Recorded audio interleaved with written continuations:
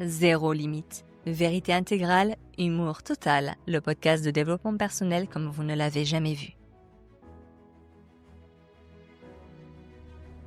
Bonjour chers amis, on va parler d'une tendance lourde du marché de la personnalité, la fierté de la moquette. On assiste à une véritable explosion de la demande pour la médiocrité sécurisée. C'est un concept sociologique assez fascinant et moderne. Plus vous avez de potentiel, plus vous mettez d'énergie à l'étouffer sous une pile de dossiers administratifs et de doutes existentiels. C'est fascinant. L'objectif est simple. Ne surtout pas dépasser de la haie.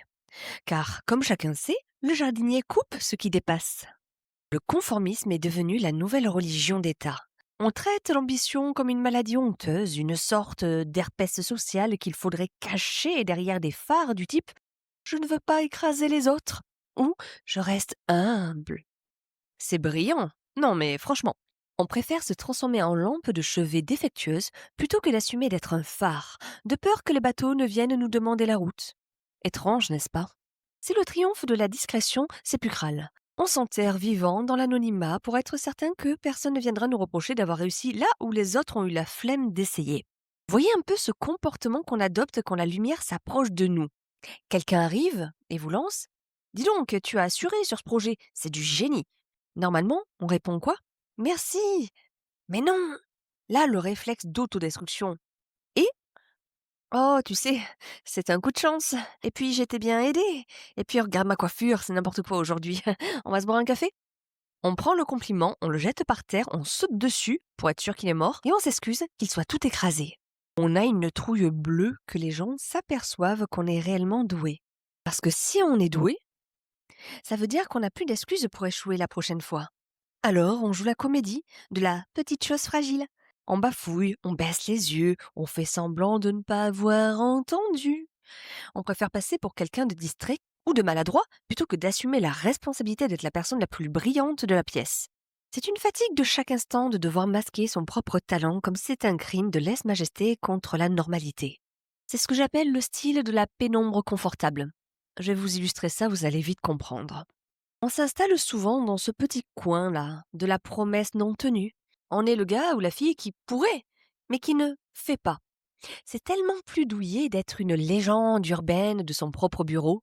On se dit, si je le voulais vraiment, je serais déjà le patron. Mais bon, on est bien là, entre collègues, à râler contre la clim. On se crée des plafonds de verre en carton-pâte pour être sûr de ne pas monter trop haut. Et on regarde en parallèle ceux qui osent, ceux qui montent sur scène, ceux qui prennent la parole, et en plus on les juge avec une pointe d'amertume. On dit, il en fait trop, il se la raconte. Mais au fond, on meurt d'envie d'avoir leur courage. On reste dans notre coin à polir notre potentiel dans le noir comme un trésor qu'on ne montrera jamais. On préfère être le meilleur des perdants que le dernier des gagnants. On se sabote au dernier moment. On rate le coche par inadvertance. Et on retourne s'asseoir dans la pénombre avec ce petit sentiment de supériorité caché. Ils ne savent pas que je vaux mieux qu'eux, vraiment. Je suis le Batman des ombres. C'est une tragédie grecque jouée devant une machine à café. On sacrifie notre lumière sur l'autel de la tranquillité médiocre pour éviter de découvrir qu'on est peut-être effectivement exceptionnel.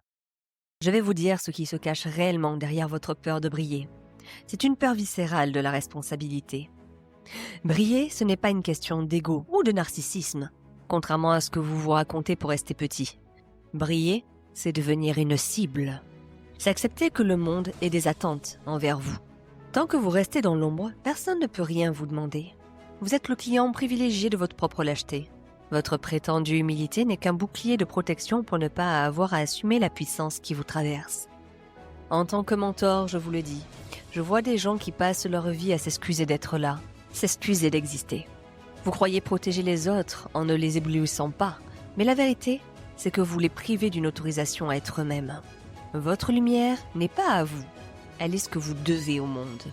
L'étouffer, c'est un acte d'égoïsme pur déguisé en modestie.